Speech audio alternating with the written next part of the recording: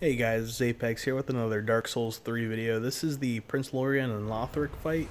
It's a very intense fight, tons of fun. It's a lot of dodging, but I'll go into a little bit more of the strategy when the actual gameplay starts of the fight. It took me about 4 or 5 attempts to get this down, and then once I got it down, it wasn't too bad. But using this big old heavy Yorm's machete kind of slowed me down. It's a long attack time, long recovery time from an attack, so that kind of ended up in me getting hit a few times when I would have definitely preferred not to get hit. But I'll talk a little bit about strategy once the fight starts. Purloiner of cinders. Mind you, the mantle of Lord interests me none. The fire-linking curse, the legacy of lords, let it all fade into nothing. You've done quite enough. Now have your rest.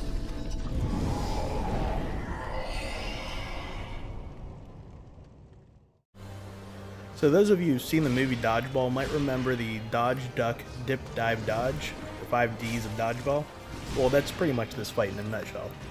So of course, in order to roll as much as you need to in this fight, you have to have a lot of stamina regen, and even if you're doing something like bringing a Great Shield into here and blocking a lot of these attacks, still going to eat up a lot of stamina. So stamina regen is a big part of this fight. The range attack of his that you just saw there is easily his hardest hitting attack. If you're anything less than half health, it's probably going to kill you. So that's one you want to make sure you dodge. Luckily it's heavily telegraphed, so it's not too difficult. I wish I could tell you a rule of thumb for dodging his attacks, but the timing of his attacks range pretty wildly. Some of them are very delayed, some of them are quick follow-up attacks, and it's kind of hard to get into a rhythm because of that, and I think that's part of what makes this fight pretty difficult for some people. So you pretty much need to have an itchy finger on that roll button.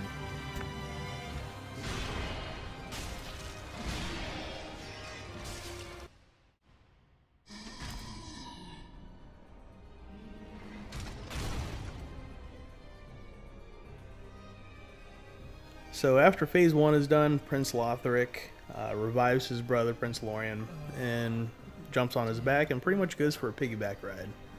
And that, along with that, it's a lot of the same movesets from phase 1, but phase 2 will have some additional attacks that need to be dodged because Lothric is now part of the fight. The other thing you'll notice at the beginning of phase 2 is that there's going to be 2 health bars. It's going to be a health bar for Lothric and a health bar for Lorien. And in order to damage Lothric, like I said, he's actually hanging onto the back of Lorien. And in order to hit Lothric, you have to get behind Lorien to do so. So you have to get as many attacks from behind Lorien as possible. They both have the same amount of health, so ideally you want to kill them both at the same time, and that's the way you do that is every attack is from behind and you damage them both every attack. But there's going to be a lot of times where you just damage Lorien and not Lothric, so if Lorien dies before Lothric, Lothric will take a few seconds to revive his brother, and it just extends the fight, makes it more aggravating. So like I said, ideally you want to kill them both at the same time or as quickly to one another as possible.